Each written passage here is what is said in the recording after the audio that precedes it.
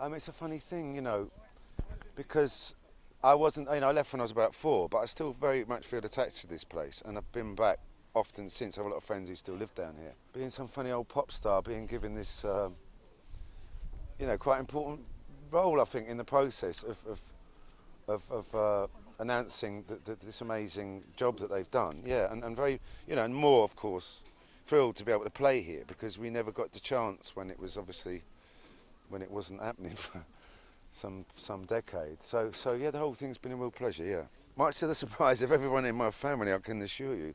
I managed to drill 6 screws into the last plank.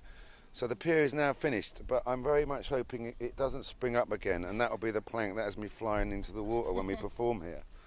But I've actually signed the underside of it, which is quite pleasant.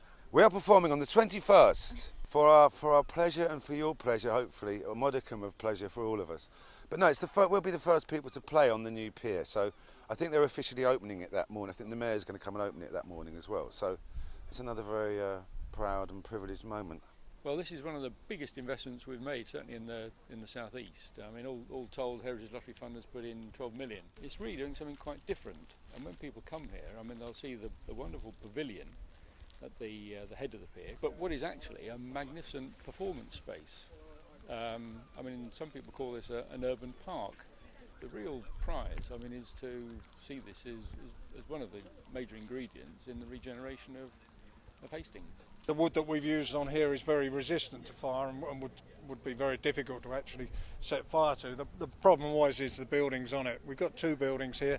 The pavilion that was an old building that survived the fire, we've redone that as a restaurant. We've fire protected, fire sprayed all the remaining timber there. The new building, the visitor centre in the middle, that's made from a very tough construction which has got 90-minute fire resistance in itself. The problem with piers is that you can't actually get a fire engine on it if ever a fire were to start. So what we have done on here, we've provided what we call a dry riser, which is in fact an empty pipe which runs from the promenade to the 2 buildings. So if there happened to be a fire, the fire brigade could connect on at the promenade end, pump the water up through that and then take their hoses right next to the building and they will be able to put the fire out.